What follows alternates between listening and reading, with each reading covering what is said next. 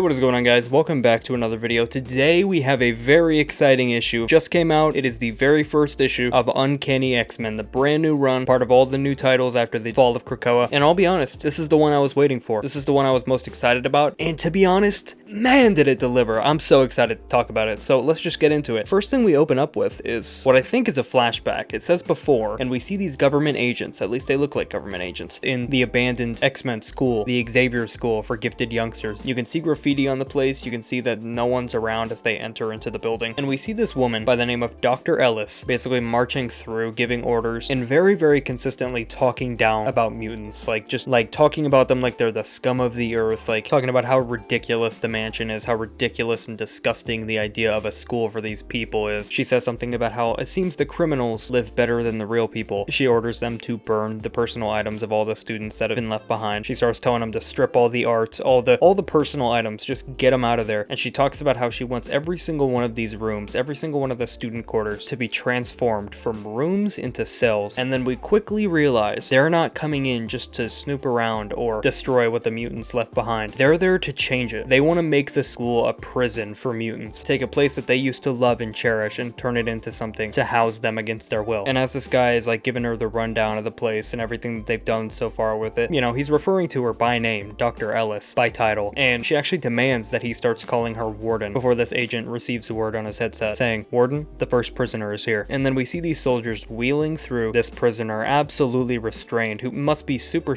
powerful, obviously a mutant, but we don't know which one. And she greets them as an inmate, so they're going to be imprisoned here immediately, it seems. That's the last we see of that for now, before we jump to Mexico City, where Logan is actually saying goodbye to an old friend who's dying. And this friend, he starts asking him about death and what he can expect, what comes after. You know, he just wants to know everything that he's going to get out of this before it happens. He wants to know where he's going. And all Logan can do is apologize and say, "It's just black. I don't know if there's something after, but I don't remember. All I know is sometimes I miss it, the quiet." And then we jump ahead to this location, the Pyramid of the Sun, 40 minutes from Mexico City. Logan's just sitting on the side of his motorcycle before being greeted by Rogue and Gambit. And when Rogue goes to hug him, he starts asking about what the problem here is. And we actually see this gigantic dragon just sitting on top of one of the pyramids sleeping. And we get some narration from Rogue. Most of this issue is told from her perspective, which is really refreshing because she's not a character that I know a whole lot about. So in terms of entry level, in terms of, you know, giving a new perspective for fans who maybe are just jumping on or have read X-Men but haven't kept up with it in years, good refresher. We get some narration from her saying how she's so happy to see Logan, how him being here just makes her safer, how he always provides a sense of security. But when she tried to hug him, she starts asking herself, did he just,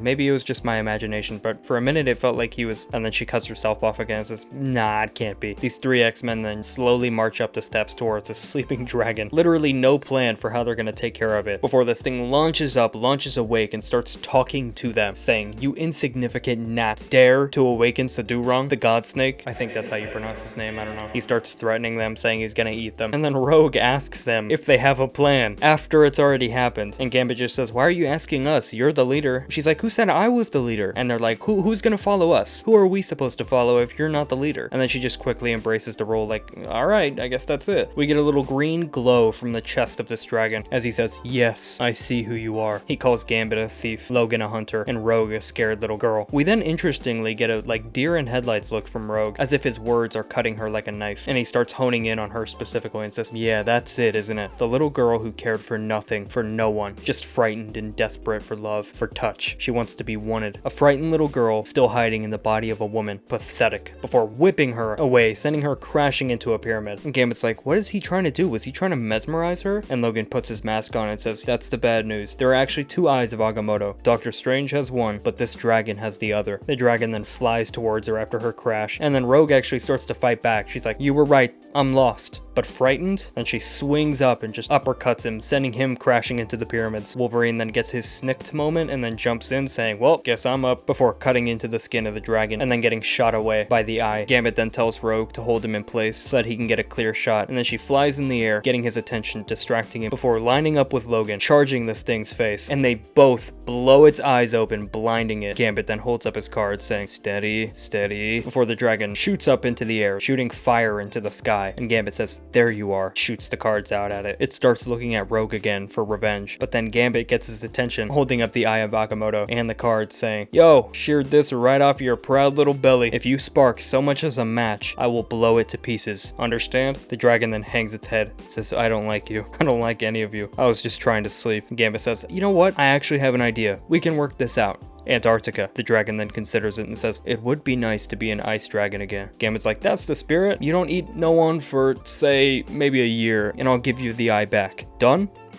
Done. The dragon then turns away before saying, "You know what? I'm feeling generous. I'm gonna share with you what I see for you all. There's something in your future. I'm unsure what the word is in your hideous language. Something ruinous. Oh, that's what it is. Endling. 2 of you have already cheated death. Did you seriously think that the bill wouldn't come due? 1 year, then I'm gonna come back for what you owe me, thief." Logan's like, "That was a stone hard piece of work, Gambit. You're the only guy I know who beats a dragon and gets a favor out of him on the way out." Gambit's like, "Merci. Got a little problem though," Logan says. "He crisped my bike. Can I catch a ride with you guys?" And then they all start walking together, and we get more narration from Rogue saying, "When I tried to hug him earlier, he pulled away. It brought back memories from when I was a kid, when nobody wanted to touch me. It had to be a coincidence, right?" She then gets a call from Scott. So if you haven't been watching the videos or you're new to the channel, we are covering most of the major stuff for the new X-Men relaunch in this podcast playlist. You can check out all the videos here. We covered the first issue of X-Men where Scott has his team, so we're still getting this. We got an appearance from him in the Phoenix first issue, now we're getting him again. It's cool. There's still connection there, even though they're all separated, and I really like that. Cyclops is basically in the factory saying, "Look, I got a job for you. I hate to ask, but I can't get away from the base right now, and he requested you by name. Please just do this for me. Kurt is gonna be there just in case." What this thing is, we'll see in a second, but whatever it is, Rogue agrees to it, says, "Say hey to Hank for me," then turns to the other 2 and says, "Well, we got work to do. We're not gonna like it too much, but we gotta do it anyway." We then get this look at a mutant, one that I don't think we've ever seen before, being hunted by this group of masked men with lightsabers? I don't know. And we see that whatever her mutant power is, it has to deal with transforming into a deer, I guess. Her mutant name is Fawn. I don't know if she's an established character or not. Not really important. Point is, she's being chased, specifically for being a mutant. And we see that this creature in the shadows has long fangs, long claws, and it reaches out to her saying, "Come to mommy." Cuts away to our X-Men again, meeting up with Nightcrawler at a hospital. Rogue hugs him. She says, "Good to see you, Nightcrawler." Or do I call you father now? Which apparently means that he's full on embracing his religion and is working as a priest, I guess. And Gambit's like, "What is this, Make-A-Wish?" And Nightcrawler says, "I don't know if it's that dire, Remy. The boy's condition is stable for now, but you know, he's definitely a mutant. Low level telepathy. If Xavier's a 10, I guess this kid is maybe a 1, maybe even less than that. He's a fan. All he wants in the entire world is to be one of us, but he's ill and it may be related to his power." They go in to see this kid. Even his hospital room, just X-Men posters on the wall, action figures, and he's just screaming, oh my god, you came. The X-Men came. Rogue, Gambit, Nightcrawler, and Wolverine." And for whatever reason, I don't know if this is like clear and I just missed it, but Logan can sense that something is off. Starts asking where his parents are at. Doctor says, "I sent them home for a nap." He says, "You should call them right now." More narration from Rogue as she starts considering the fact that this kid addressed them as the X-Men, but really she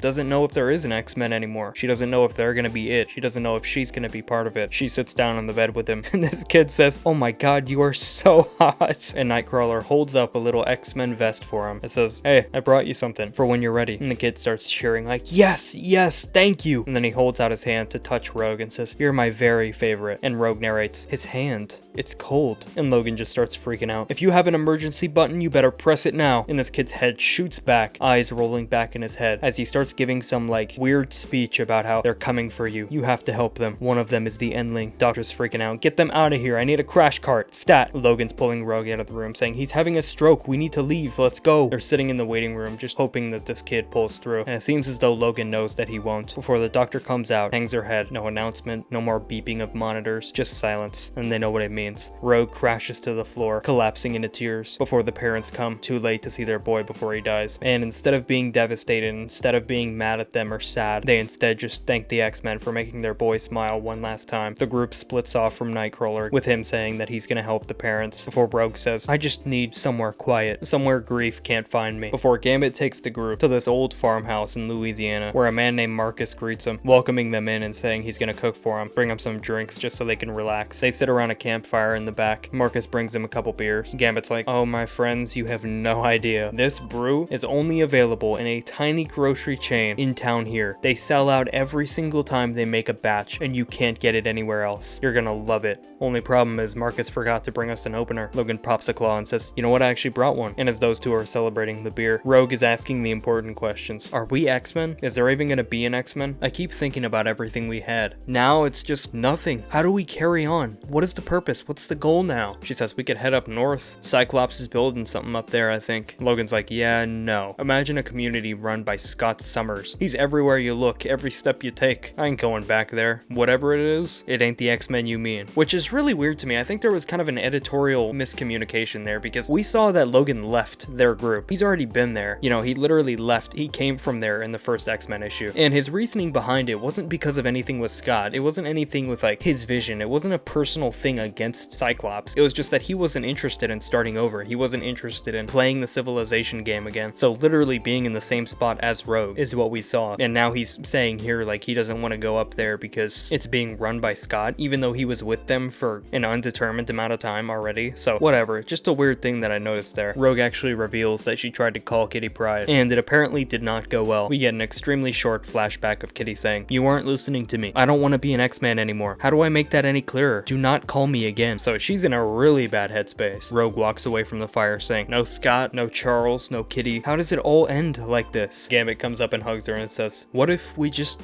live for a while, for a time, without fighting? Logan stays by the fire sipping a beer. I hate to say it, but he's right. We're not the ones to fill out Chuck's chair. Why would you even want to? And Rogue starts crying, starts thinking thoughts to herself like the dragon was right about me. And she tells him, because of the kid. Look at us. We have to have been made like this for a reason. Before the X-Men, I was nothing. There has to be a purpose here. I can't go back to what I was before. The excitement that kid felt, that was the purpose, and it's gone now. I have to keep going. I'll do it alone if I need to. Logan turns away from her, says, hush. She spins around. Don't tell me to, and he says, hush again. There's something out there. And we see someone coming out of the brush saying, help. Please help us. The gang prepares for a fight before a bunch of children come out saying, help, she's coming for us, help us. And just like we heard multiple times before, one of these kids, one of these little runaways are the endling. Whatever that means, whatever it entails, one of these kids is super important. And we can assume that this is going to be Rogue's purpose for a short while, right? Whoever this mommy creature is, that's going to be what they're going up against. Saving these kids, whatever the endling is, there's an end game aspect to it, right? So this is very clearly all setting something up. It's going to go somewhere, and I'm really excited for it. Gail Simone, I think, did a great job with this issue, and also I want to say this, I think, is probably the strongest #1 of all the new X-Men titles so far, because this one had a strength that I think the others didn't, right? Phoenix #1 gave us a great look at Jean and her using her power to the fullest potential, or close to that, working with other heroes, having her own agency that she hasn't had in other books before, which I thought was really cool. Go check that video out if you haven't. And then X-Men #1 was great because it gave us a new dynamic, a new team that we haven't seen before. It gave us a really good roster with great interactions. It really focused in on the team aspect of it and truly sold itself as a good, unique book with a little bit of bleakness, a little bit of like cynicism there, a healthy amount that I thought was really cool. But this one exceeds in a way that I think the other two can't and haven't, because its strength is being more personal. It's so personal. It's so focused on Rogue. It's so focused on this tiny little group, and there's such a huge focus on the emotional aspect of it. There's an emotional drive to it. Simone did such a good job setting that up, setting up Rogue's inner conflict. I thought that was really great. Unlike the others, there's less world building. It's more just like, it's just sad, you know? And like, it's really setting up Rogue's comeuppance as a leader, right? I think she's really gonna step into that role, looking out for these kids, thinking about the kid that just died. Overall, I think it's a great start so far. Really strong first issue, but that's just me. Let me know your thoughts down in the comments below. I want to see where everyone is at on this. But yeah, that is the video. Thank you for watching.